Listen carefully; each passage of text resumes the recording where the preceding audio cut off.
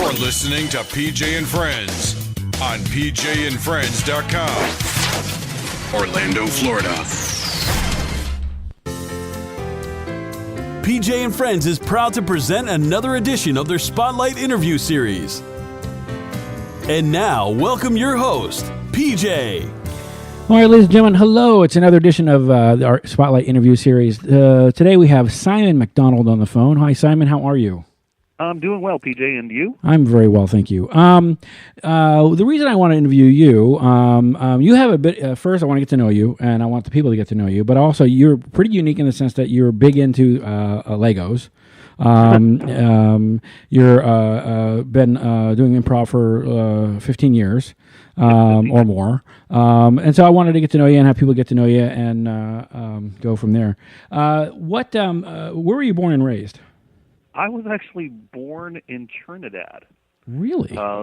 It's an island off the coast of Venezuela, and I lived there for 2 years after I was born, and we moved to the States.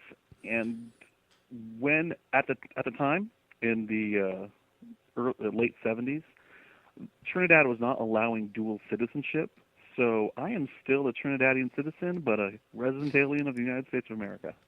I didn't know that. That's pretty. Well, do they treat you well here?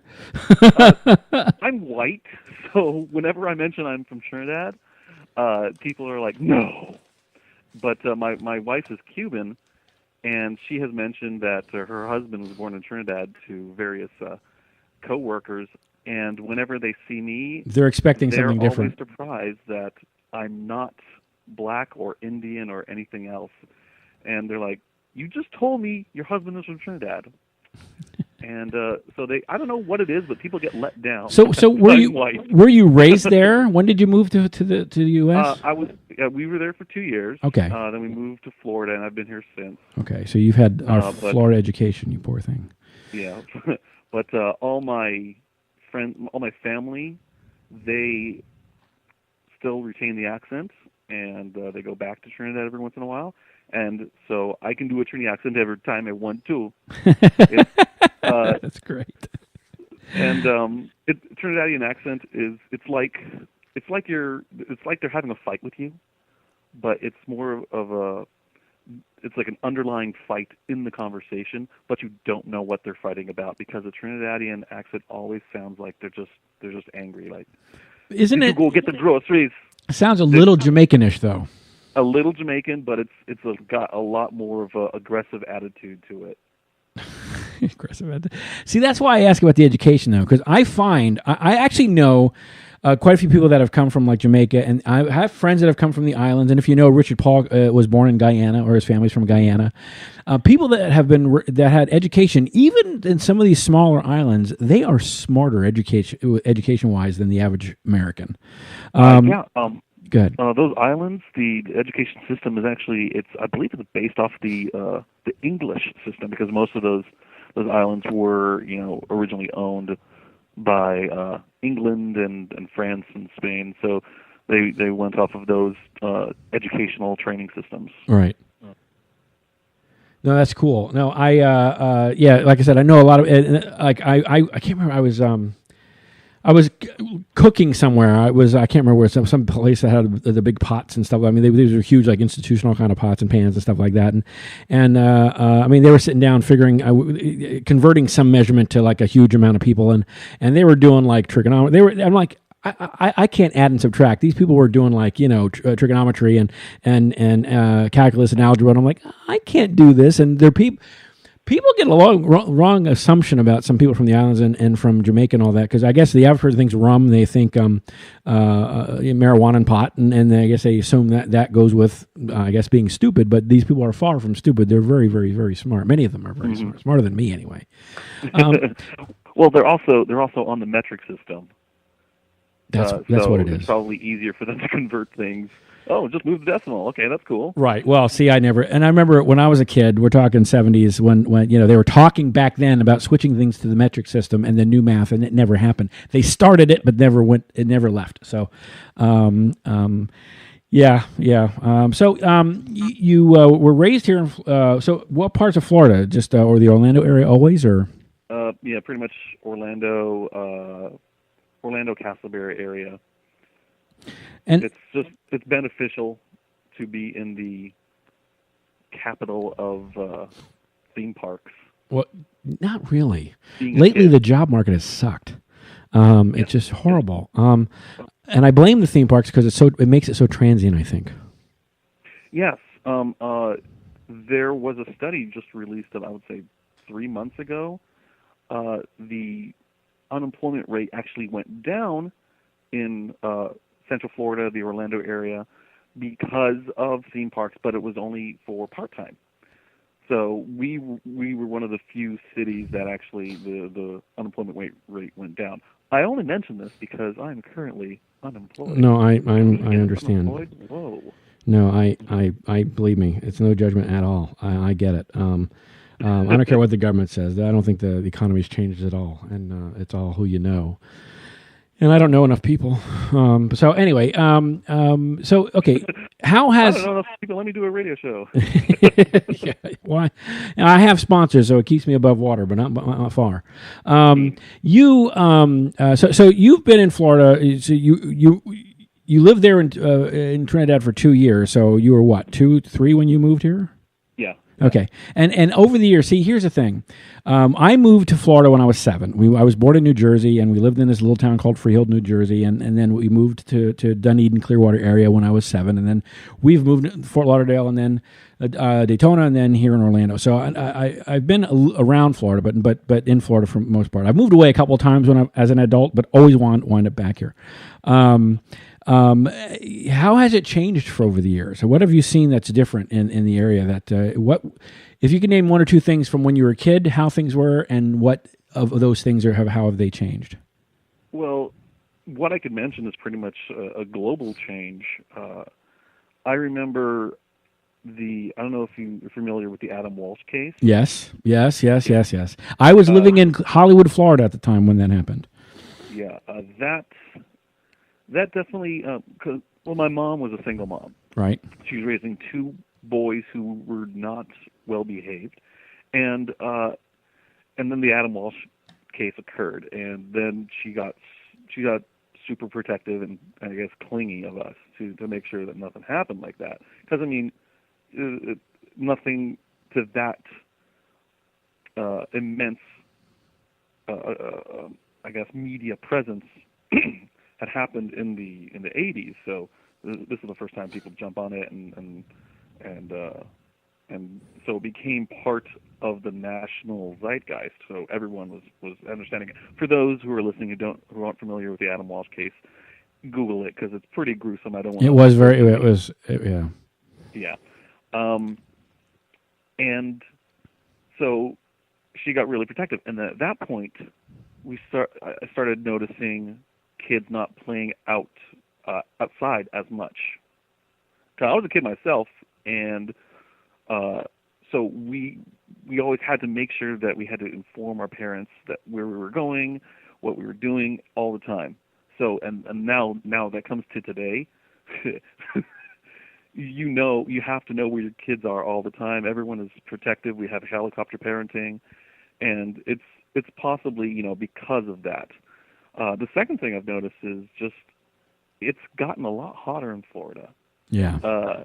It's in my high school days, about 20 years ago, the winter, you would know when it's coming. It would be consistently cold instead of just, variation of, hey, it's going to be cold today. Tomorrow it's going to be as sunny as all get out. Did you? But those are the 2 big noticeable differences I've seen. Growing up in Florida.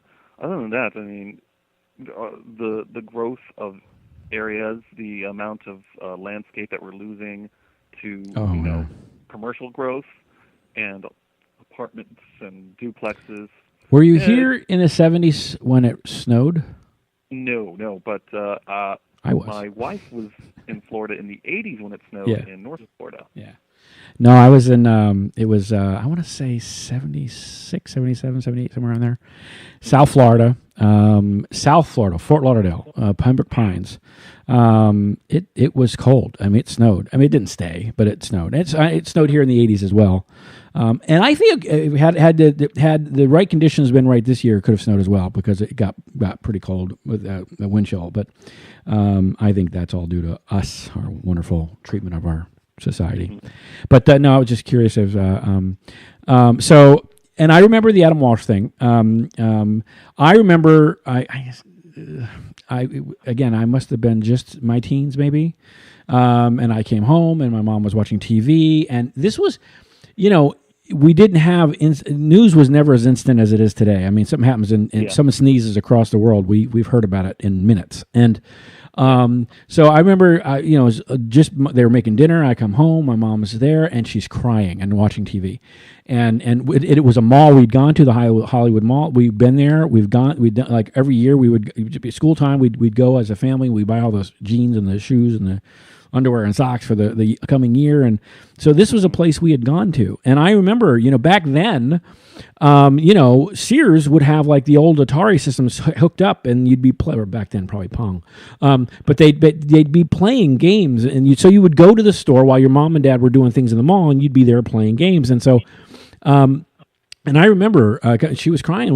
What? And she explained, and of course I didn't get it. I was too young to understand the difference. Yeah. But it was a big deal because nowadays we hear about everybody that's lost a child, and not that we shouldn't, but it's it's media is a lot quicker than it was back then, and so I definitely remember that. And it lasts maybe 2 weeks in media, so and then it just dissipates, and you hear about the next one. Right. So, and it's unfortunate because there's a next one all the time. Oh yeah. Now let's talk about comedy. Yeah.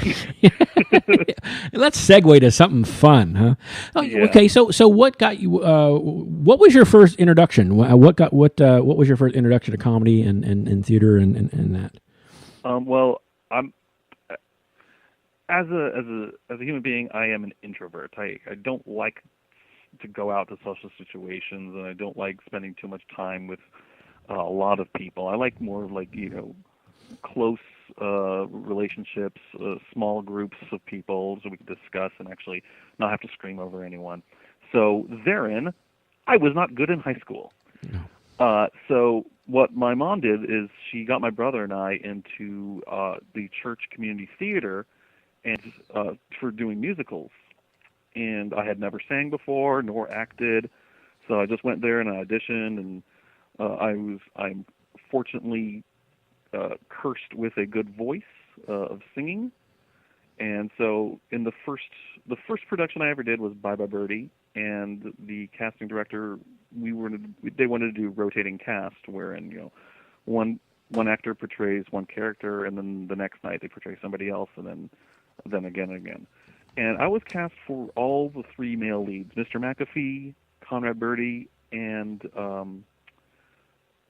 Albert. So I was like, no, if I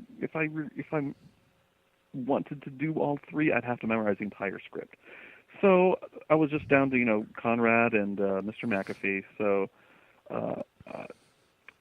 that was my first introduction to theater.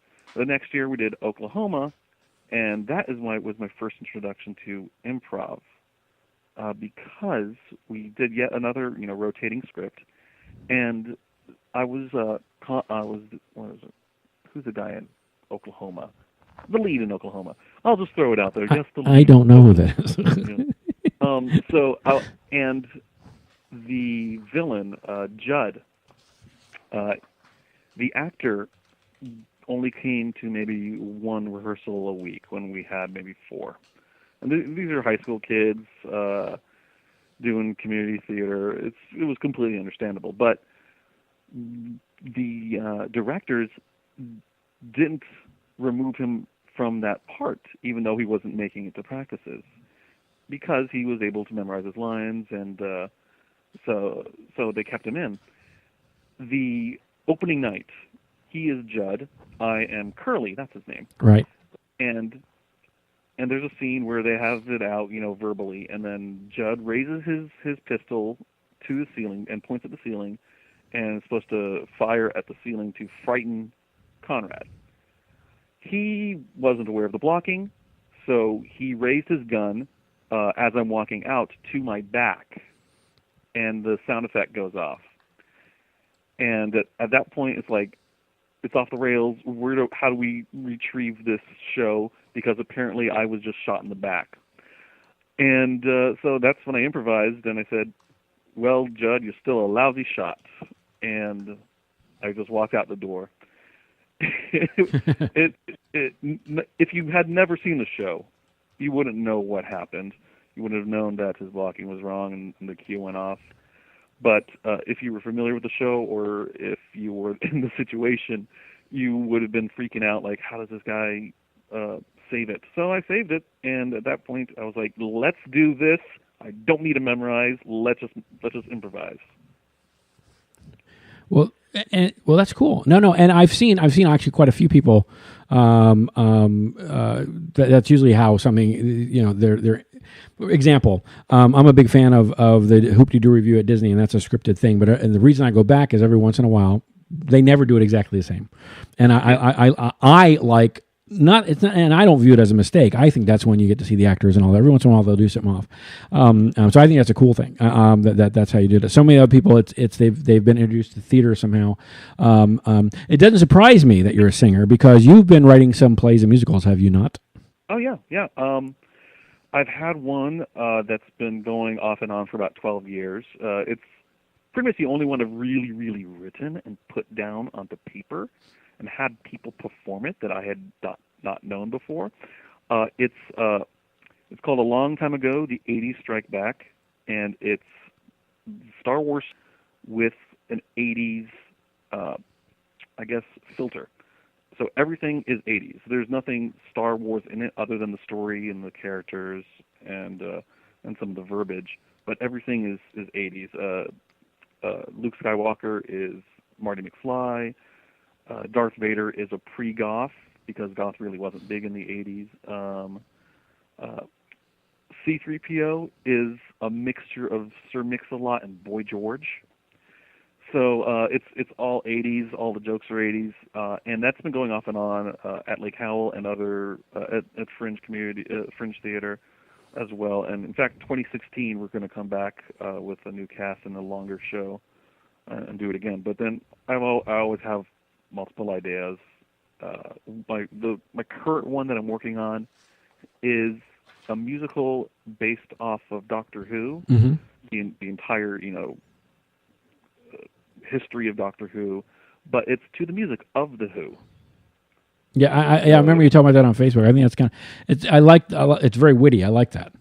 Yeah. But apparently my strength is jukebox musicals. So, because I can't write anything of my own. Well, I don't know if that's such a bad thing. SAK, for example, Lindsay Taylor, she keeps doing rap musicals, and so I guess if it works for you, you keep doing it. But you know what? Familiarity. How many things have been turned into a Broadway musical? I mean, think of ABBA, and the Who. They've done a couple of things. You got oh, good Lord, I can't think of the other one. The music of Xanadu. Yeah. Is traditional music. I mean, the new Broadway show, and then they brought it to Broadway. Yeah, there's tons of jukebox musicals. What is that one by Billy Joel? Well, Billy Joel has one. I can't remember the name of it. It's Piano Man, is it? No. Billy Joel. Yeah. So because nostalgia is an amazing Green way Day did to one, connect didn't with people. Yeah. It's like, oh, I like this song. Oh, they changed it a little to the characters. Ooh. So yeah, it's Moving Out, right? Is that the musical? Moving Out? Yes, Moving Out. I think that's what it is, yeah. Yeah, Google. When in doubt, Google. Yeah. That's when I was like, and I can't remember when it was. Honestly, my memory's so bad. It didn't used to be. Then I got old. I was a kid. My parents, we didn't go to theater a lot, but we went to a couple things. And I want to say, I think we saw Peter Pan And it was in a theater, and she's going flying by, and there's a wow factor to all that, and so then later on it was I'm a big fan of Disney, but where people like roller coaster stuff, and I like those things. I like the performers. I would go and I would get the map and see what time those performers were playing, and I would go, and that was why I would go. I would go and see the different, because it was always different. So that's what where I got my bit from. Again. Anything where they would interact with you, anything where they would pay attention to you, anything where you could engage in that world. I guess to me, in a lot of ways, it was like D&D. I guess. Yeah, the personal experience. Yeah, it was always cool. Very, very cool. You okay? So you're working on musicals. You're also very well known for your Legos. Why didn't you create the Lego movie? I mean, you could have, Well. Because I'm not good at doing animation or anything, but it was the Lego Movie definitely hit everything I wanted it to hit, and I got all of the A-fold jokes. Can I tell you though? I walked out of it in the movie theater. Yeah, it's one of those movies where there are certain movies that I should just never go see in a theater and wait for it to come out. There are movies. I can't remember. There was another one I did that too, and I can't remember. But I will now. I will watch it every time. So there are movies that I can watch every time it's on. Yeah, I can watch. I sit and watch it. Ender's Game is one of them. It's a really bad movie, but I read the book and I can watch that. Anything from the 80s, I'll watch. Breakfast Club, if it's on, I can watch it. Any of the Star Wars, I can watch it. Some of the Indiana Jones, the second one, Temple of Doom, I don't care if I ever see again. And the last one, I don't care if I see again. But the two in between were okay. So there are movies that I can watch that, but I walked out. I thought, okay. And I got it. I got it. It was juvenile, very, very juvenile. And then when I got home and I guess I should have just stayed because I paid for it, but it wasn't horrible, but I don't think it was worth it. It could have gone straight to video and they would have had me as an audience member. I don't know. Oh, sorry to hear that. Yeah, well, because I'm a huge Lego fanboy, and no, it was different for me because just so many inside jokes between Lego enthusiasts. Yeah, I just got them, and I loved everything. And it was essentially, a retelling of The Matrix, which is yet again a retelling of so many other Jesus analogy stories. So, but it was still fun. The humor was there for me. At the end, though, what I liked about it was, see, when I was a kid, trains were big. I'd have friends that have basements, and their parents were big in the train, so they have these big train tables, and there'd be mountains and the little cityscapes and things like that.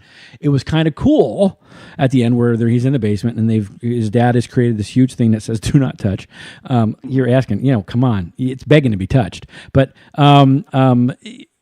I understood. I understand they wanted to see the irony of all that. Let me ask you. Now, I've seen a clip. Things you've talked about every once in a while. You don't really get to keep a lot of the things that you build. You have to repurpose what you've built, don't you? Yes, that sucks.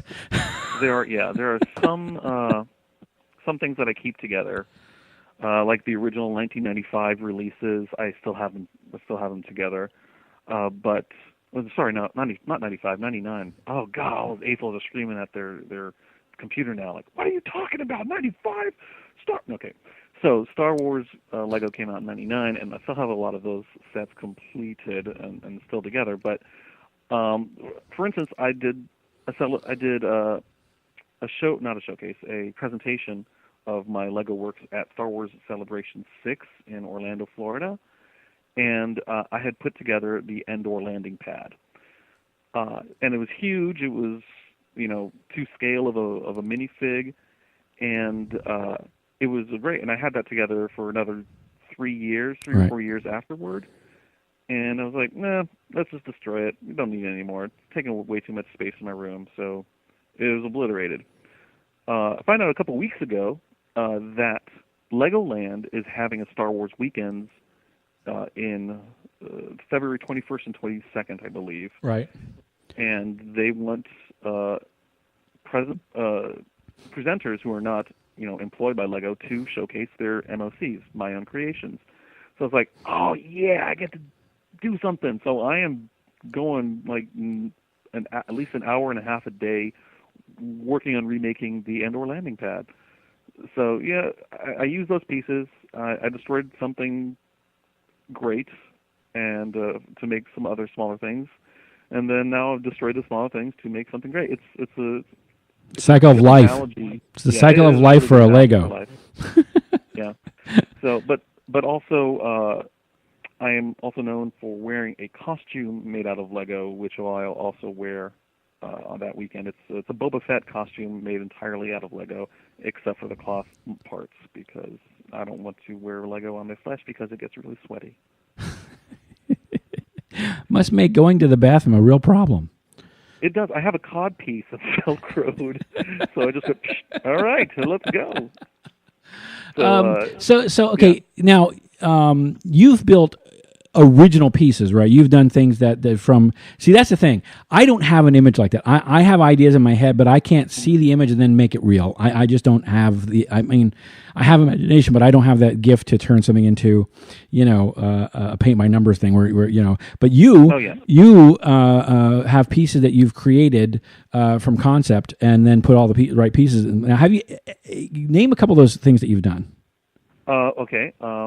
I'm gonna have to walk into my room, possibly. No, I won't. Well, wait! You don't know what you have? I got so many things, I can't even keep them all in my and head. Let me ask you. I think you once said you have a Lego room. Yes, I have. That a Lego is room. so cool that you have a Lego room. That's like yeah. The 12-year-old in me is going, yeah, and the 37-year-old in me is going, it's very practical to keep everything in one place, because if it comes out, you just spill everything and just make a room all messy. So it really works. It's very. You don't have pets, do you? I'm sorry? You don't I have 2 cats. Oh, okay, yeah, cats won't bother. Yeah, Dogs would walk off with your pieces. Oh, yeah. So nothing I show is a set, because I think that is lazy, because anyone could purchase a set, build it, and put it on a pedestal, and that's it. There's no thinking involved. But me, on the other hand, I am willing. I just build from my mind. In my group of AFOLs, I have the unique ability. Not unique. Okay, I have an ability to look at a piece and use it for something else. For instance, the belt on Boba Fett. He has small pouches for like his weapons or what have you. I don't know, crackers. And I didn't want to make those out of cloth. I wanted to use real Lego, so I used Duplo treasure chests, which are I would say about the size of a child's cup from McDonald's. Let's say a child's cup from McDonald's, maybe about 2/3 its size. And I just put them on there, and they're dark red, and they look just like pouches, and they open up like a real pouch would, but it's a Lego treasure chest. I've done that. I also look at like the schematics and the inside look of certain things to make things out of Lego. I've made a lot of Star Wars weapons out of Lego. I've also made stuff that are not just weapons or Star Wars. I've done My Little Pony train sets. Mm-hmm. And I've done Elsa's castle from Frozen, and it's huge. It's 5'7", and it's 3 feet wide. It's just amazing. Oh yeah, and it's transparent in certain parts, so it's like snow and ice. I Googled you and the Lego and the Boba Fett costume, and it took me to, I guess, your Flickr page. And there's a Flickr page with the Lego Boba Fett costume. And, in your Lego room, there's a baby. Did you know there's a baby in this room? Yeah. Is that baby made of Legos? She was actually, when I was working on the helmet, she was 6 months old, my daughter. Right. And she just sat in my lap while I was working on the helmet and watched Empire Strikes Back with me. So she's been around Lego her entire life, and I've never considered her being at risk for. No. That's not what I mean. Of course not. No. No. I'm not implying that you're trying to throw me under the bus with the DCF. It would be a Lego bus, so you'd be all right. I have a Lego bus. I made a lot of vehicles for my Walking Dead vignette scenes. Now, did your wife have any problem with you and the Jabba the Hutt Palace girls in the picture? No, she didn't. She was like, I told her the day of the shoot at DragonCon, like, hey, I'm going to talk to the guy who does the Slave Leia photo shoot to see if they want like Lego Boba Fett. And he's like, yeah, let's do it. And so my wife was like, okay, yeah, go ahead. I'll be at this panel. This is so cool. She joins me with creating the Lego displays. I mean, we did a Lego convention a couple months ago, and she made Operation, the board game, I guess you can call it, out of Lego. But instead of the person being the person on the operation board, her person was a Lego minifig design. So it looked like a Lego person, but much bigger. So yeah, she's done a lot of things. And these things you create, the ones that are originals for you, are they recognized? I mean, is there like an official Lego council or something like this that takes a look at these things and say, hey, this is cool, and we're gonna package it, or is it, do they ever take? There is a program. It used to be Lego Ideas. Oh. No, it used to be something different, but now it's Lego Ideas, where they will take submissions from people. I see. And they'll possibly make them into sets. Right. So Legos. So if you have to submit it, does that mean you give up rights because you submitted it? Yeah. Yeah, that's that. If I were them, that makes sense. But on the backside, I'm thinking that's lame.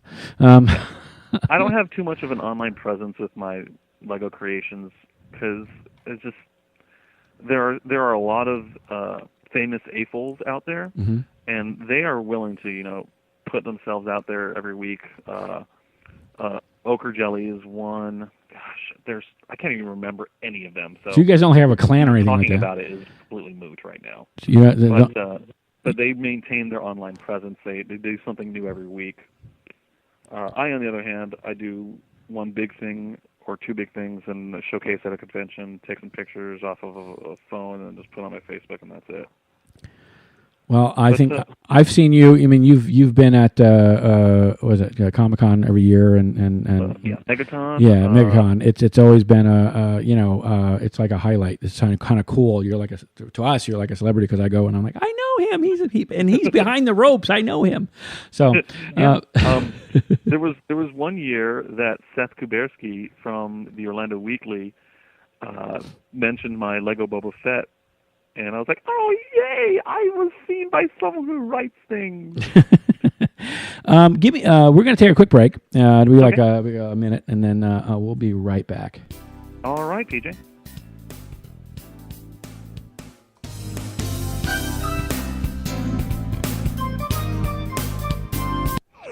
You're listening to PJ and Friends on pjandfriends.com. Orlando, Florida.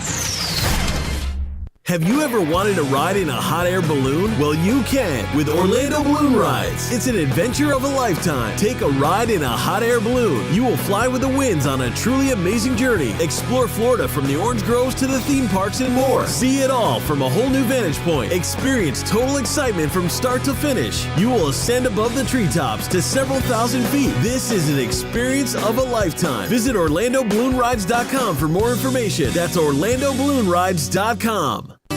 Zoom Air Adventure Park Orlando, ziplining at its best. A Zoom Air Adventure is a great outing for families, friends, or coworkers. This entertaining self-propelled attraction gives both nature lovers and challenge seekers the opportunity to enjoy the thrill of adventure. Feel your adrenaline pump as you conquer abundant treetop challenges, including exhilarating rides on our zipline. Visit zoomair.us for more information. That's zoomair.us.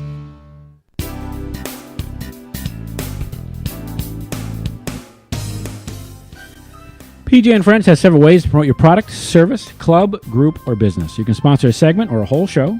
Advertising packages are affordable. We can even barter and exchange for goods and services. We can get you heard. We have live reads. That's what this is, live, see? 30 and 60-second commercials. We can do shows live on location. Email us at sales@pjandfriends.com for more information. Also, take a minute to stop by pjandfriends.com, take a look around, see what we've got going on there. Our marketing package is there, our bio and stuff like that, what our demographics are. But also take a minute and click on the Facebook link and then like us on Facebook, because that's how you learn about stuff like this. And now we'll go back to the show.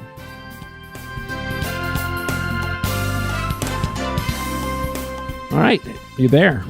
I am still here, PJ. Are you? I'm here. I'm definitely here. Yay, we're both here. So how old's your daughter now? She is 7. She just turned 7. Is she into Lego? She's so much into it. Yeah. She's a kid. She's a 7-year-old kid, so it's perfect. And she loves science and history and zoology and dinosaurs. So she's really loving Lego. I was building before dinner one night just to get one thing done, and she was watching TV. I don't know what it was, PBS probably, and she heard me open the door and crinkle some Lego, and she said, "Daddy!" And she turned off the TV and dashed into the Lego room so she could build and we can have some time together. So it's a great experience for parents and kids to do something together, and it helps the engineering part of your brain too. I mean, to be a Lego artist, you need to think both logically, like an engineer, and like where things will go, what sort of support buttresses you need. I said buttress. And how it's supposed to work together in the schematics if you needed to add something else later. And you also need to be artistic, so you can attract the eye, draw the eyes to it, and make sure everything is pleasing to the audience or connects with them in a certain way. So you need to think of that as well. You got to think like an engineer and an artist at the same time. So I can't stop talking about Lego. If we wanted to do the rest of the time about Lego, I would have a slight issue, but that's fine. We could do it. I think it's talent. He's very talented. I mean, I think a lot of what people do, Bob Codges, for example, he does a lot of art. And if you go he does that thing at the downtown Disney every year where they do the arts festival, and he's doing these paintings these chalk paintings on the ground, and how people take things from the concept to reality. And you're no different with what you do. It's just you use blocks to do it with. And I think, it's a skill I don't have. So I think it's an awesome thing. I mean, I could play with it, but I'd have to follow. It's like when I was a kid building models. I did that for a while, but then I'm like, you've built it, now what? I can't play with it. So now the difference is, Legos have moving parts now. I mean, they have all sorts of gizmos and gizmos you can add to it and make it move and stuff like that. I think what I wish I had is like lots and lots and lots of money and a huge basement, and I'd have to hire you because of course I couldn't do it free, and then I have you do nothing but build stuff in there, and then I'd have another guy build a train so it went in and around the city and all. It'd be like there'd be no tearing down. We'd have to constantly be building space onto the place because we'd have this pointless city that went nowhere, but it would be fun, I think. There are Lego trains. Do they run around a track? Oh yeah, really? I gotta look this stuff up, man. The Lego trains have evolved a lot in the past decade. They used to just be, on a fixed track, and the fixed track elements you could just connect, and then the engine itself was powered by the track, metal running through. Now they've got it like the engine itself is the power source, and you can make the track whatever you want because it's hinged, so you can make it go like around different things.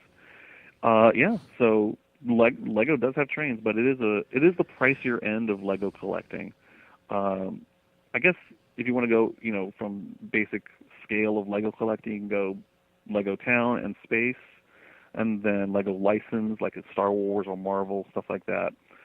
Lego Friends is actually a little bit more expensive than the licensed stuff because the specialized elements. And the Lego Friends line is for, girls or people who like the pastel colors. I love the Lego Friends sets because they have a lot of like unique elements. like I said, I could keep talking about Lego. No. This is This is cool. This is very cool. All right, so okay, let's switch gears just a little bit here. Now you've done improv for 15 years, give or take, and you were with SAK for a while. And then of course they went in their weird thing, and then they had to make some decisions that some weren't very popular. And then you are also part of what's that troupe you're part of? The one with good Lord, see my memory's going. What you remember not the new one in town, but the other one that you were part of. I am actually currently a member of both 6 Degrees Improv and Ad Lib. Right, 6 Degrees, right. You guys don't get to play as much anymore in 6 Degrees, do you? No, we had our heyday. Right. I would say 10 years ago. We were doing gigs at Austin's. We were long form, short form, mid form, anything that the situation called for. It was loads of fun. We had a lot of experience from everyone, just learning together. A lot of our members moved on to bigger and better things. Chase Padgett, for one. So we then, I didn't know Chase was a part of that. Yeah, Chase was one of the original members. I did not know that. That's Chase Francisco, LeBoy, Francisco. Rob Ward. Oh yeah, was one of the original members as well. So we disbanded, and then everybody focused on other things like SAK or theme park work, right? Stuff like that, and it just delved into whatever they were doing. So 6 Degrees wasn't doing much until everyone in 6 Degrees lost their status at SAK. Right. I am not saying that it was anything that was intentionally targeted, but it was everyone in 6 Degrees plus a couple other people. Right. Except for Charlie Downs. He, you know what? I'm going to stop right there. He's a great improviser and tech. He's also in 6 Degrees. But we all, got back together with a common cause that we want to keep improvising. Let's figure out what we could do. But since we're all older, most of us have families. We have kids. Right. We have issues that, are, personal issues that we have to deal with on our own. It was difficult for all of us to find a common ground and common footing to get back on the track. We did manage to do gigs at MegCon for 2 years. I'm not sure about this year. Just need to contact the person in charge. But we had a lot of fun. We did a lot of experimental things with growth. We were trying to grow our brand, and we were in a documentary done by some Full Sail students with both SAK and Bob Codges about comedy and improv in general. And we're not doing regular stuff. Right. Ad Lib, on the other hand, is all long form. Right. And they just started up. So I know. I have my differences with them, but that's the and here's the thing: we're not with this. We don't dance around anything. So let's back up a little bit to be fair. Okay. A couple of years ago, there was a leader shift at SAK, and ultimately they made some decisions. Didn't agree with all of them, and I'm still not sure I agree with all of them. But the end result is they're still there and they're thriving and they're making money. So whether or not all of them needed to be made the way they were made, I don't know. I was not happy with a lot of the things that they did. I'm a lab rat, and I think I think I could have gone either way. It's been mentioned to me that because I've been verbal sometimes about some things I wish they would do differently, and I don't believe that. I just think if I were too loud or too noisy, I'd be sent on my way. But the end result is, looking at it now, is whatever it was they needed to do, whatever they were trying to get to. Obviously, they're where they are because they're making money now and they're for profit and all this stuff. Again, I don't know if they needed to do all the things that they did, but for whatever reason, they decided that's what they needed to do. So now, Lauren, a couple months ago, put a thing out where she's doing the Herald, long form, and I think that's fine. That's a big thing in troops nowadays. It usually, I've talked to quite a few people recently, and a lot of them are in the improv world, and there always seems to be short form seems to be the weekly on regular bread and butter, and I think that is because when you have an audience there, they're more involved. They have more of a chance to be involved and invested in the show, where if it's long form, you get a suggestion or two and you're on your way. Exactly. So with that being said, a lot of performers prefer long form, but so you get a troupe that might be a theater like SAK or even Just the Funny in Miami, and they have a set path and they have their set thing. And you get a core group of people that want to do long form. Well, if your company is making money, if that's where their bread and butter is on short form, to completely eradicate that or not do that is just stupid. You're shooting yourself in the foot. Yeah. So anyway, Lauren, I guess took a couple. Lauren took a couple of classes, I guess, out of state or and around the country, and she's decided she wanted to start a troupe. They already had, I think, what's it, Broad? Keep It Broad was their female troupe, and they've done some things around town. Mm-hmm. And she put a call out, and I didn't even know who it was when the thing came out. I went, and I'd been selected to go, but first I live in Point Siena, and it's 40 miles from downtown Orlando. And my car at the time was just not cooperating. I mean, it was literally on its last legs. I've spent a couple of grand getting this thing fixed, and even now I'm still like, I have this feeling in my heart that I've got X number of uses before it dies on me.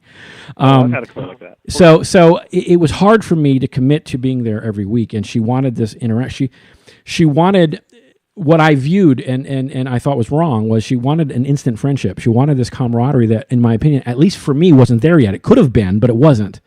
And I couldn't commit every Saturday night to drive 40 miles. And then there were a couple times where we would get to the workshop and the space wasn't open. I mean, we would still workshop, but it was hard for me to commit to that. And I was honest, straightforward with this. I said, look, I want you to understand this. I don't think I can commit to this. It's that far. And she didn't say anything at first, but then I saw some of the other members. There were some female members of the group that have jobs that take them out of the state and do other things. And no problem at all that they weren't at workshops. No, at least, of course, they wouldn't have those conversations with us, but it appeared to me that it was a little sexist the way it was handled. And so a couple of days later, I got a rather long form message through Facebook that said, well, we've elected to go in a different direction, blah, blah, blah. But and I think the only reason that was, I need you to let me know if this is going to be a problem. So rather than saying, hey, yeah, PJ, this is what it is, I got a rather cold response. And then she just wouldn't talk to me. And I think she's actually blocked me on Facebook. And I'm like, what's changed? You let me in the group, and I just said, I don't know if I can, I was trying to tell her what was going on. And for example, Matt Jervia, his transmission fell out of his car like the week that they said yes, and he couldn't make it for a couple. And she did the same thing to him. And it just seemed heartless. Now, the end result is, I think it's a good thing. I think what she's doing is good. I think there's a need for it. There's a lot of people that want to do the things she's doing. What I'm unhappy with is the way it was handled. I bought 2 tickets for the last show. I had a hard time going. I wanted to go to support. I took some workshops at SAK, the conservatory classes at SAK with some of the people that were there, Mary Kate and a couple of other people. And so I wanted to be there, and I wanted to be there to support you guys. And I just could not bring myself to walk in that door after I'd been treated the way I'd been treated. I don't think it was intentional, but I think it was cold. And so I still supported them. I sent the money. I hope you guys get some of that money, but I realize she's invested some into this, bringing people into town and all that. So I did the best I could. Now, that being said, how did your show go? You guys sold out, right? Yeah, it was primarily friends and family. And I've been riding this bicycle for years. For me, it was easy. I did not feel any sort of stress or anxiety.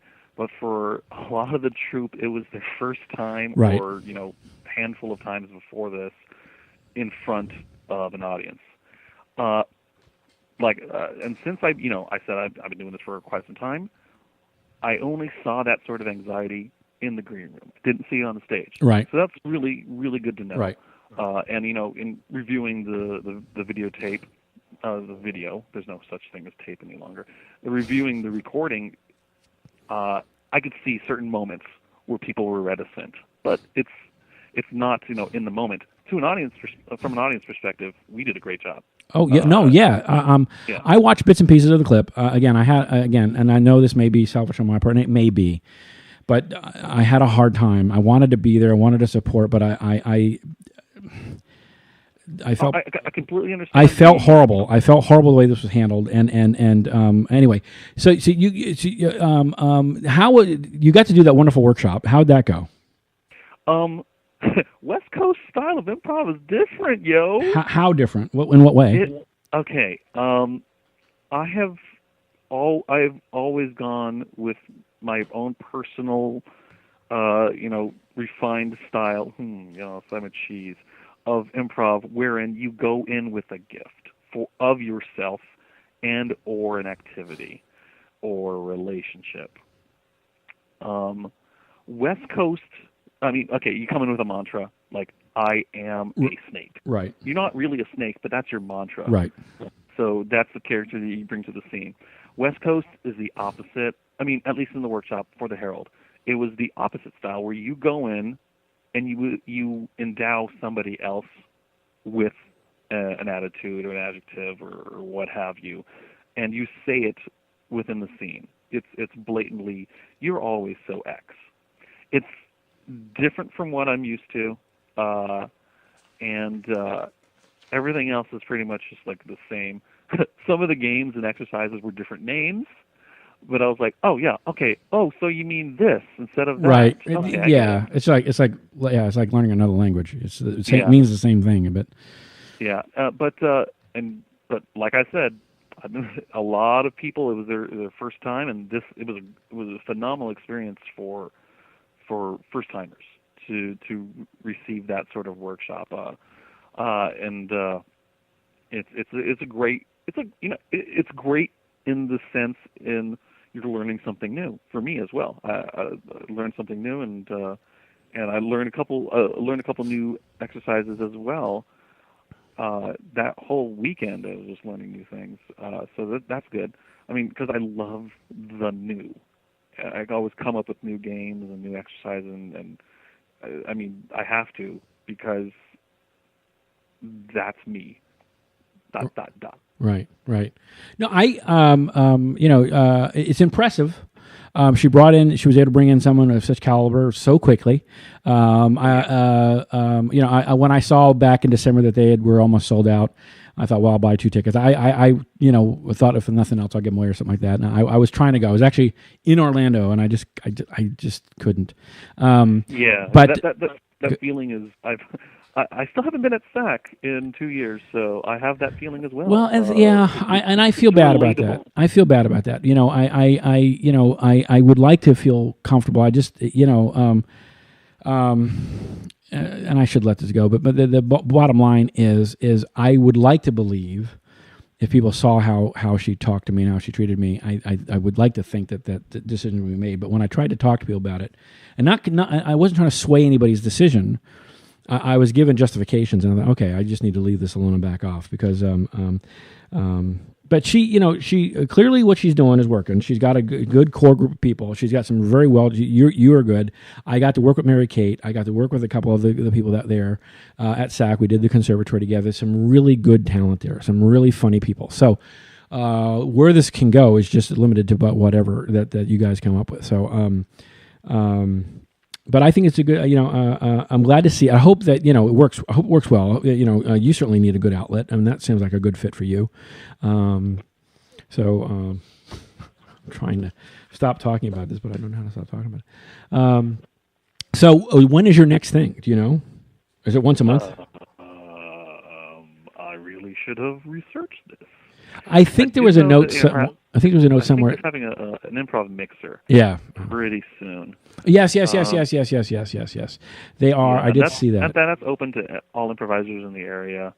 I think it's $5 just to do some improv and learn some new things from new people. Right. They also have level 1 classes starting in 5 days. Wow. Excuse me. Level 1 of Herald. Yeah. Long form stuff. So it's definitely. It's definitely a forward movement. No, that's good. Instead of like, hey, what should we do? It's definitely making decisions. Well, a lot of effort and energy has gone into this. Between the posts and the website and all the things that she's doing. She's serious. She's not. And I think in some instances, the right thing is, if you have a place where you have too many chefs, and the challenge you have is that you have a whole bunch of people you're hoping doing things and they're not. Well, she's got the momentum because she's taking it by the reins. She's got the website. She's had people in. She's had her first show. It was a sellout. She's been very communicative with it. I can't see her personal posts, but I can see some things related to the troupe itself. I've tried, but I don't know why I got blocked. But I think and they got some good people. They got some really good people. So I think this is a good thing. I think this will be hope years from now. Hope they're here years from now. I think they will be because she's got the attention of a lot of people. So that's good. I need to go one more commercial break, and then we will. I got some wrap up questions we'll talk about, and we will be right back. Okie dokie.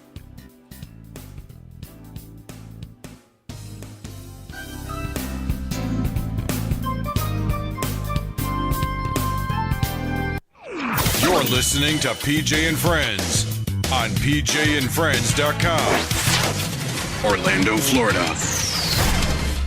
Have you ever wanted to ride in a hot air balloon? Well, you can with Orlando Balloon Rides. It's an adventure of a lifetime. Take a ride in a hot air balloon. You will fly with the winds on a truly amazing journey. Explore Florida from the orange groves to the theme parks and more. See it all from a whole new vantage point. Experience total excitement from start to finish. You will ascend above the treetops to several thousand feet. This is an experience of a lifetime. Visit OrlandoBalloonRides.com for more information. That's OrlandoBalloonRides.com.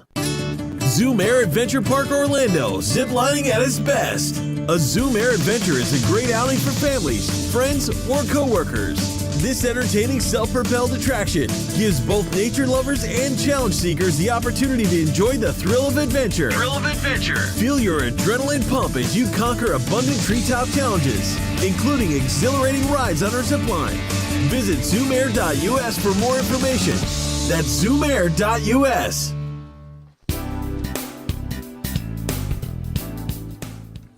PJ and Friends has several ways for you to promote your product, service, club, group, or business. You can sponsor a segment or a whole show. Advertising packages are affordable. We can even barter in exchange for goods and services. Want to mow my lawn? You can have a commercial. We can get you heard. We have live reads, 30 and 60-second commercials. We can do shows live on location. Email us at sales@pjandfriends.com. And hey, take a minute to stop by pjandfriends.com.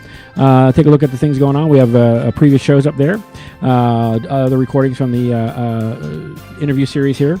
And then also take a look at our marketing material there. And also, if you want to like us on Facebook, that's the best way to keep in touch with what's going on. And now let's go back. Simon, buddy. Yes, I'm. Hi, how's it going? Very good. So you know what? I'm with you on the job thing. It's a sad thing. I've been on and off in the job market for a long time. The challenge, the last couple of years, I've been a consultant, and so the challenge with a consultant is if a company's having a problem, you're the last to get paid. And while you make good money as a consultant, if you usually don't know you're not getting paid until you don't get paid. So it's really hard to get people to understand that, and it doesn't work. So you go online and you fill out applications, and like, or if you're even dumb enough to go to a job fair, because they're just not that. All you see are educational things. And I don't need any more education. I need a job. I don't have money to give you money to teach me how to give you money.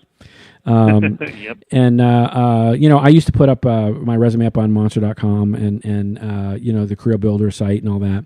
And then of course they get your phone number and they get your email address, and then they start emailing you, and then you start getting spam in the mail and all this other stuff. So what I did was I have a VPS, a virtual private server, so I can have any number of websites I like, and I do that because I like controlling my world as far as web is concerned.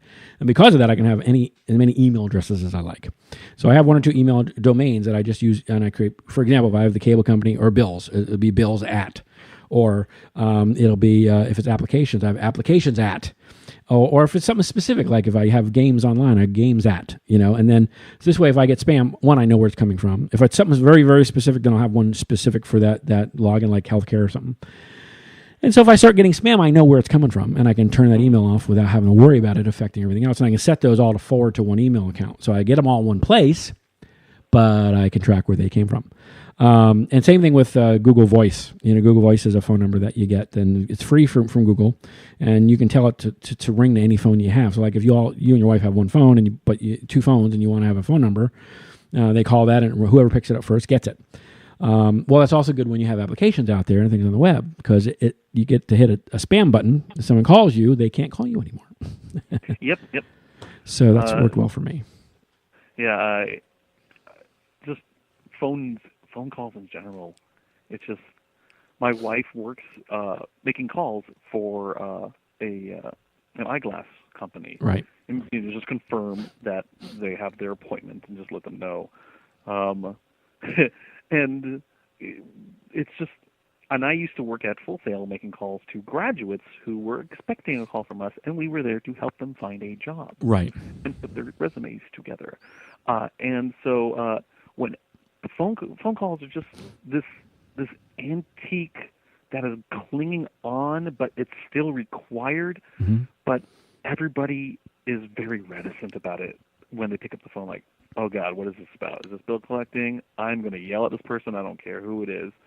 It's your grandma. I'm still using the phone. No, it's usually stuff like that. It's like words of confirmation. So my wife and, me previously, all we're doing is just leaving messages. Right. And it's just really weird that people are still holding on to their phone, don't check their message, and expect something to happen without doing anything for it. Right. So it's just a weird thing with phone calls from employers or potential educational facilities. Well, somewhere along the way, I got on a list for one of those companies that wants to call you and tell you how to reduce your credit card thing. And it's a scam. It's a complete scam. And, of course, they have a thing where they set it to where a different number appears, or so if you block it, it doesn't matter. And so every once in a while I answer it. Sometimes I just scream into the phone like I've killed somebody. And then other times I've, hey, what do you mean? I just bought this from you. Are you a scam? And then they hang up. And there's nothing you can do about it. But what I was talking about too is how you applied for jobs. Apparently apparently you got something about education. You got some emails about education. I'm like, I don't need any more education. I need a job. I hate, because every time I mention this, it sounds like I'm a paranoid. No, you're not. They sell your information. They do. They just pool it, wait for you to send in your resume, sell your information to anyone that's willing to pay for it, and they've got a phone number, an address, and a name from that resume. Right. That's all I need. And it's unfortunate that that's how they're making their money in order to pay their employees. Right. But hey, what you gonna do? It's really what you gonna do other than not have a phone at all, or just go with VoIP. That's very true. Very true. There have been companies where I've especially nowadays with Craigslist, for example, they never tell you. You don't know who you're sending. It's a nameless, faceless ad. And the people have gotten away from telling you who they are, because they, as employers and businesses, don't want people just calling for any old reason. They want you to send in the application. So you don't know who you're sending it to. And so like I said, on my resume, it's got my Google Voice number. It's got an email address it's not my personal email address. So, and I don't provide an address. If they need that, I'll do that during the application process. But then there are companies that want your that they have these big application companies like Toledo Company, and there's another one, a couple other, Brash Ring, and they want you. They want these. While they say they don't care about your date of birth, they ask for it during the course of that application process. And age shouldn't matter. And they promise they're not going to use it, but you cannot proceed without giving it to them. Same thing with your social security number. Some companies nowadays do credit checks and all that stuff, although they're not supposed to until they're imminently ready to hire you. There's no way to know. And so we've gotten in a culture where we're so give up this, give up that. And I had a friend, obviously, who was legally blind, and he could not fill out the application online. And now you cannot go anywhere anymore and get an application on paper. It's just not possible. The few places that do that. Online. Yeah. And so, and all the websites you'll see, there's a privacy thing. Make sure you're the only one filling it out. Don't share this information. And so I asked, I said, well, what does he do? Well, have someone help him fill it out. doesn't that defeat the purpose of the privacy? And anyway, whole thing about that just gets me. But we as a country are giving away everything. It's like now the police want to carry the body cameras, and I think that's a good thing. Yes, but people need to learn to keep their mouth shut, even at a traffic stop, because they tend to talk themselves into trouble. Yep. People are very willing to just keep talking and rambling. You just got to just answer what they ask. Well, you don't even have to do. No, that. you don't. That's true. And that's one of the things that I was watching I can't remember where, some website that was talking about this, and I think it was the ACLU. Where they agree that the police should be carrying these things, but do you realize, for example, when they tell you, for example, if they come to your door, don't invite them in anymore, because it could be something innocently out, and you don't know it or you don't remember it, and they now have that tape is admissible. And so, it could, I guess in some states where marijuana is legal, I guess you could find yourself in trouble and not know it. So, don't invite, it's gotten to like inviting a vampire in. Don't invite them in because now they've got power. So I don't know. It's Vampire Cop is the best TV show ever. You invite them in. Don't invite them in. You might. I don't have a search warrant, but can I come in? That's bad. That's a whole new series for you, Vampire Cop. Hey, we don't. Hey, that's the one thing we don't have. Well, I guess they do. What is it, Grimm? I don't watch it, but Grimm. I guess he's sort of, what? But they wouldn't show up on the camera. Yeah, I guess you're right. There was I've been watching a lot of Being Human lately. So Being Human. Yeah, I'm not into all that. I'm old school Superman, Batman. I still watch on Netflix. I'll watch the old animated Justice League. Yeah, because it kills me that they took that off the air. Young Justice, I was a big fan of.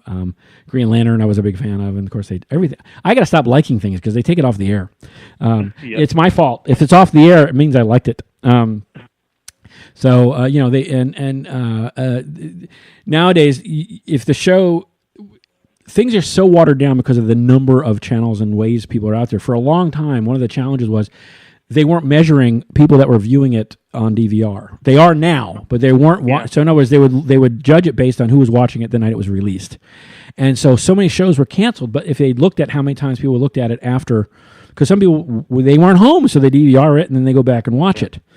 So for a long time, they weren't tracking that. They weren't counting those numbers. And so I wonder how many shows that they went back and they started counting those. Because I can't remember the name of the TV series. It was the one with there was a family of they had superpowers and all this stuff. And it didn't. Powers? Huh? It was the Powers, I believe. No, I don't believe so. But I have to look it up. But it was that guy that played Jim Belushi or John Belushi. What was his name? Michael Chiklis? Yeah, he was in it. Yeah. But anyway, I thought it was doing very, very well, and apparently they canceled it, and they'd already moved on to other things. But then that was like, I think, the period where they had just decided we're going to look at these numbers, and boom, had they looked at those numbers, it would have stuck around. So many anyway. But then of course you see some really dumb stuff on TV. I'm thinking, boy, you're going to screw it for the rest of us. And that actually goes back to the long form versus short form argument of improv. Like, okay, great TV, episodic TV only at most exists for like 3 seasons, where it's a long story arc, and it's usually an hour long. Shows like House of Cards or Battlestar Galactica come to mind, Farscape as well. So those shows are critically acclaimed, but they just don't put the butts in the seats, if you're using a movie metaphor. And people just don't watch it, so the advertising revenue is down, and it's just not beneficial for networks to keep running them. But like sitcoms, no, not episodic, just characters. Characters reacting to different situations. That's short form improv. Right.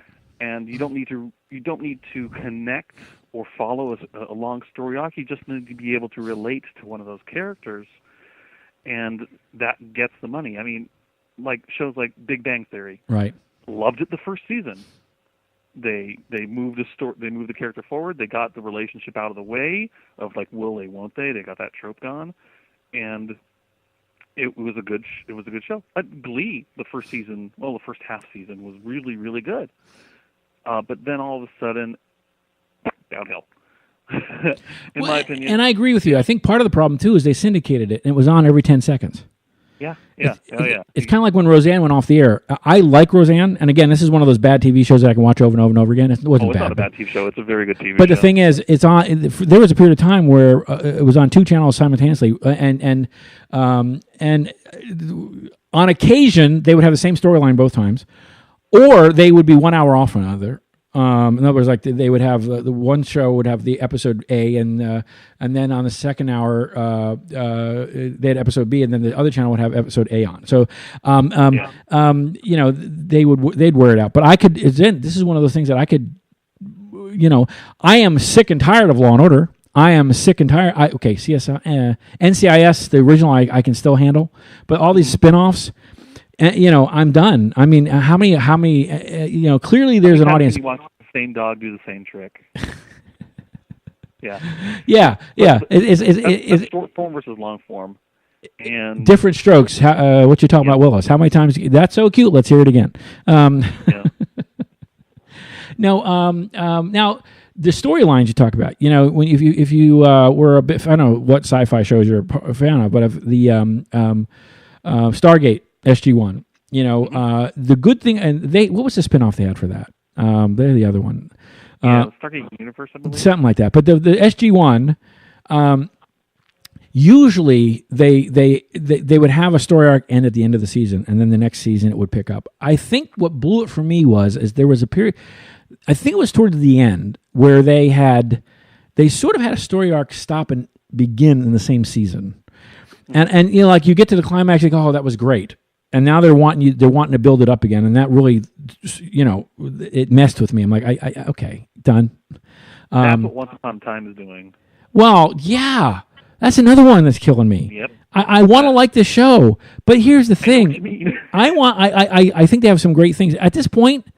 I'm sympathetic to the poor. Give her a happy ending. That sounds so wrong. I should be playing here. Yeah, I loved it. The first season, and we watch it regularly. We watch it every time it's on. It's just like I want to like this show, but it's like it's got moments of awesome, and everything else is like war. I cosplay as Rumpelstiltskin at DragonCon. My wife was Regina, the evil queen. Right. I was like, oh, we like it. Can I tell you though? I was so impressed and happy when they used Regina in a Disney commercial. I'm like, great job! Oh, yeah. If we get to see her walking around Disney, that'd be so cool. Oh no, but see, that's what kills me. Go ahead. Another show I'm worried that is going to get the purge problem where like they go through all the good stuff and then it's done and then it's going to be canceled is Gallivant. I have not been watching that. I thought here I'm going to tell you what made my decision. How bad? Okay, I'm probably bad because I do judge things by the trailer. Mm-hmm. I'm thinking, no way. I haven't. I'll wait until it's over and then I'll go and watch it on Netflix because right now they've pissed me off with the way I'm not. And I'm saying this without. I just thought there's no way they're trying so hard to make this funny and entertaining. And I saw this just in the preview, so I got to be. I'm evil. I guess now I have to go watch the damn thing. Shit. Yeah, because everyone else was watching it. No, because I trust your judgment in these things. It's a good program. It's a good program, but it's short-lived. It's going to be short-lived because it was originally supposed to be coming out in like August between August and November of last year. Right. And then ABC pushed it back to January, and we were thinking it was going to be an hour-long show, each episode is going to be an hour long, and then it comes in, it's 2 half-hour episodes, and you can't really relate to like a long story arc like that. So we're pretty sure they're trying to just push it through and get it done. Yeah. So don't get too connected to Gallivant. Says Simon. See, you're right. Another show that I liked at the beginning. Oh, good Lord, Revolution. Oh yeah. What I was impressed with was the guy that played the what was his name? The fat guy that played the scientist. He played in the movie In and Out. His name was Zach something or other. Zach Orth. And he played, and he was this young kid. He played this teenage kid in the movie In and Out with, anyway, and to see him in this was cool. I mean, it was one of those faces like, I know this. It had a great idea, but they kept beating this endless chase. Okay. Yes. It was like an old 80s show. If you remember the old 80s TV shows, I don't know if you remember one called The Phoenix. I don't know if you remember Matthew Starr. I don't know if these were endless quests that went nowhere. And I'm like, get there. I'm going to get this magic ring. I'm going to get this magic power. I got to find my mate. I got to find this amulet. They never got there. I'm like, Jesus Christ, get there. Yep. And then I want to see them use the damn thing. And like, okay, so when I see these shows, and I'm like, oh, and then not only do they have these shows, they have a slew of them. You had Revolution, then you have Falling Skies, and you have and Falling Skies. Thank God they're ending it. I mean, I want them to get somewhere. Go ahead. I believe it was not the 300. It was a number show. It was people who came back from being abducted. I don't remember it, but you know what? Contact? No. There was another one. There was another one with like the last 10 years. Oh, I don't remember that one. But there's another one that was played with Halle Berry. That had a nice beginning, but Hero could have been good if they not screwed around with the plot line. I mean, they had great effects. Yeah.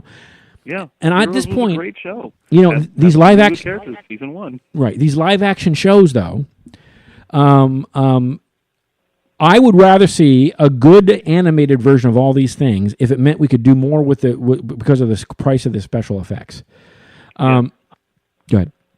Yeah, like Farscape. I would love to see a cartoon of Farscape, but it's not going to happen. No, because it takes forever, and by the time they're done, they've already had fights and they've fired half the people. But like with Young Justice and the Justice League and Justice League Unlimited, and it killed me. When they ended out of the blue, they ended these things. They were like, oh my God, these are great, and the storylines were good, and the plots were good, and you were following along, and it made sense. It wasn't like the old 1970s Super Friends, and Gleek. Where again they went nowhere, and it was funny. I was watching. I don't know if you on MeTV on Saturday nights. They have the original Superman from the 1960s. They have 1960s. They have Batman from the 60s, and then they have Wonder Woman from the 80s, from the 70s and the 80s. And what I was amazed at was I did not realize, because the word crossover didn't exist back then, how in the old campy bad Batman series of the 60s, 70s, they had a crossover with him and the Green Hornet. Him and what? The Green Hornet. Oh, Keen. And well, they were, I wasn't a Green Hornet thing because I didn't view him as a superhero because he didn't have a cape and didn't have a lair. They had the car. I wasn't a car guy. I was like the lair guy. And I'm like, I wanted the house. I wanted the poles. I wanted that little head that went up and you slipped this. But they had a crossover. And I thought this was good. Now I go back. This is so cool. I like this. It was awesome. And now, of course, now they've got some good series on now. I'm kind of losing interest in the Marvel Shield thing. The only thing that really keeps it going is the fact that they can bring things in from the movies, and they do, and they can continue to tie it into the movies. That's good. Their plot lines suck. They tease you and tease you and tease you. They don't get you anywhere. And I want them to start using more powers. I'm going to say this, and I'm sorry, women, if this offends you, but this constant, I need to have a relationship shit so my wife watches the show, gotta stop. Get to the fighting, get to the superpowers, get to the, if you want to watch soap operas, they're on at 2 p.m. If you want to watch this, I know, if it weren't for that, they wouldn't do it. But anyway, what's happening though is, Flash, for example. Have you been watching Flash? Oh yeah. Have you been the Green Arrow? I'm not big on the Green Arrow. I'm going to tell you why I'm not big on the Green Arrow. I was disappointed where Smallville left off. I was disappointed at the end. Again, it turned into this constant relationship thing. And so towards the end, when they had the Green Arrow involved and all that, and Oliver Queen and all that, the fact that they never let him really fly, except you saw the vague reference to it at the end of that. So when Arrow came on, it was the same producers. I don't want that. It means nothing to me. So I've watched a couple of the shows since the crossover with the Flash. And the Flash, by the very nature of what he does, you have to have special effects. Yeah. And it's cool the way they're doing it. Now, and it's cool how they're bringing in other characters to this. They're bringing, what was it? I want to say Firestorm? Yes. Now Firestorm's 2 people, if you remember the comics. So I can't, and so they're able to bring in all these things without having to have a whole new series, which I would love to have a bigger series. Now let's talk about switch gears here. You look at the Gotham. I have no desire. I know there are people swearing by it. Now my car loves it. He thinks it's a good thing. I don't, and I realize I'm probably missing out. I have no desire to see all this. I want the good stuff. I know. Gotham, for me, we saw the pilot and it was trash. Most pilots are trash. Right. But the thing is, there's a Batman history that has been established in the comic universe. Every once in a while it changes. There's a history established in the movie universe. There's history in the TV. And they're all generally the same. He has this serious, yet again, the Jesus motif. You hear about him when he's a child. You don't know what happens to him in, young adulthood and then adulthood, and then all of a sudden, bam, he's Batman. Then, you can delve into the story by giving us, some back history of how we became Batman. But you don't show the people how the cake, show them the cake. It's the Star Wars prequel stuff all over again. Right. We didn't want to see. Right. We didn't want to see how the Death Star was made. We don't want to see how Boba Fett was born. It's really cool to have that, but it's not part of the big show. Right. Of that we want to see. So and then within Gotham, I've been keeping up on the Reddit Gotham board and just seeing what they're talking about the show and the spoilers and everything.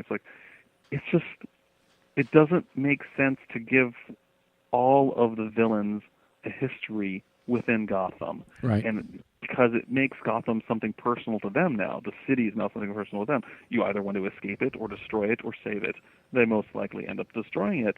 But you feel for these characters. Catwoman is just a couple years older than Bruce, and Bruce is still, living there, relating, knowing all these people, and then the Penguin is finding out all these weapons and working with Gordon. I may be mistaken, but that's what I gathered. Yeah, I can't speak on it because I don't watch it.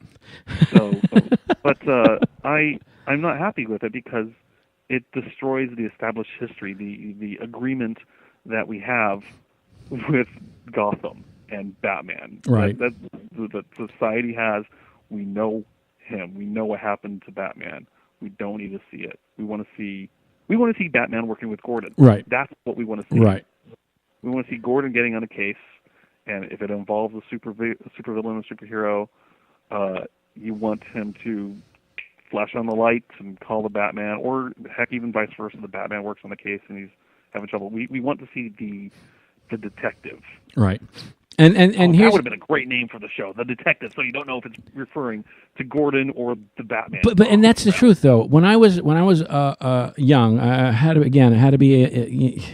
I was living in Fort Lauderdale at the time, and there was an old Howard Johnson's, and it had the ice cream parlor in it, and I don't know where they got it, but they had old rolls of the Batman detective black and white TV show, and it wasn't. Okay.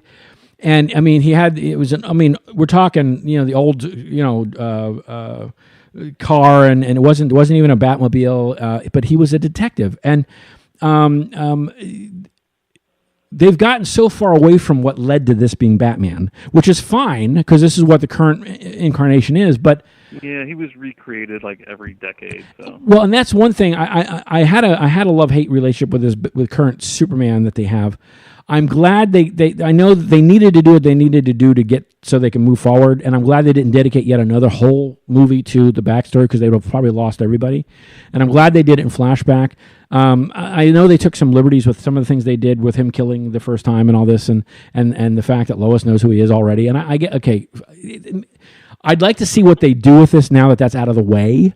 Because if you remember the Lois and Clark, the TV series, yeah. And who was it? It was it came back in time, and he says she was galactically stupid, and so I like the fact that we've gotten past that, but I want to see what they do with it. The big hoopla about who's Batman. It doesn't really matter who's Batman. I really don't think it cares. It's not the actor at this point that matters.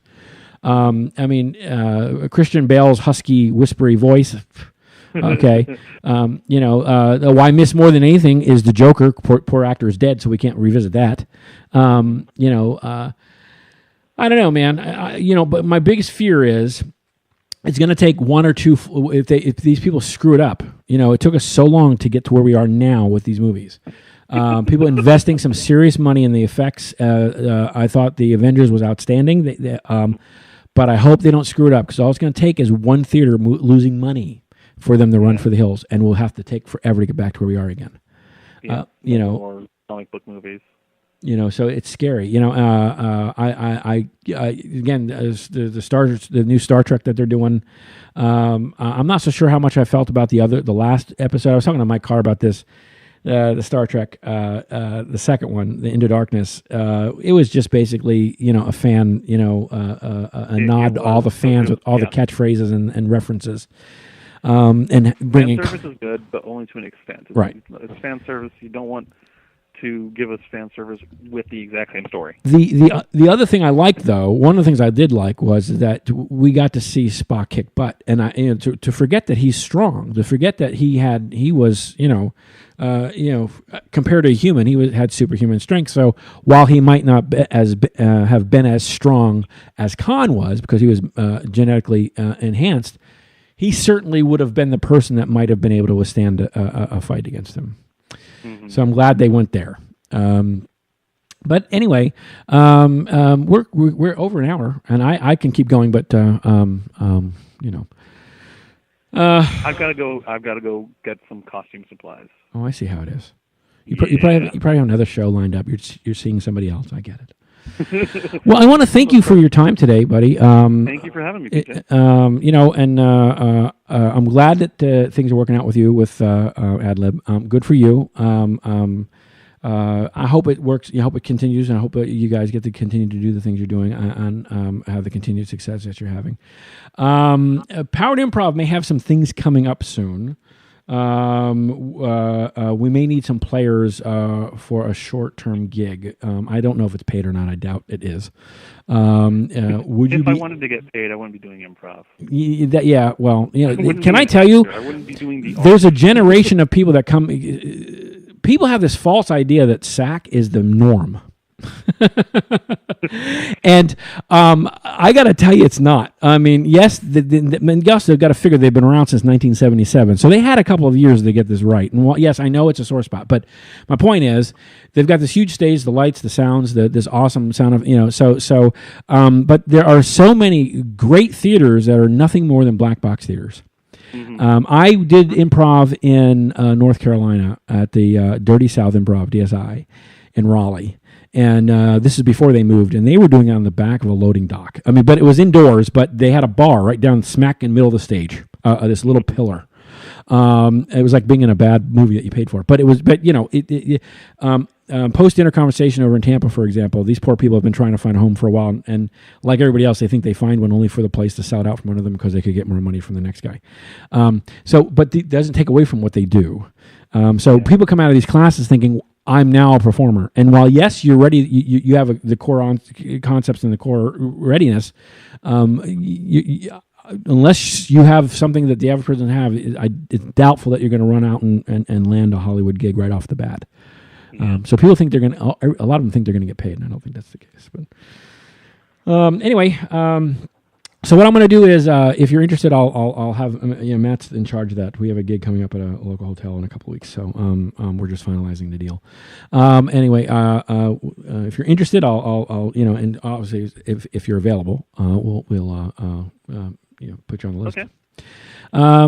Thank you for your time. I hope this wasn't too painful. Maybe we can do this again on a semi-regular basis. We can talk about all sorts of stuff. Okay. All right. Well, I just want people to know that my favorite number is 9. So. 9. Why? Yeah, that's what I'm leaving them with. Okay. All right. Well, you have a great afternoon, and thank you for your time. You too. Bye-bye. Well. All right. This has been PJ and Friends, our Spotlight interview series with Simon MacDonald. Take a moment to visit pjandfriends.com. Please like us on Facebook because we want to be liked. We want to be liked. Damn it. Hey, step out and see some improv. Go to SAK Comedy Lab. Go to SAK.com, SAK.com. Visit Power 2 Improv, POWER, the number 2 improv.com. Post Dinner Conversation over in Tampa is a great place. Dinnerconvo.com. And Just a Funny in Miami. Google it because I think it's justafunny.com or .org. I can't remember which. Spend some time, man. Say hi to people. Let them know we sent you. You have a great afternoon.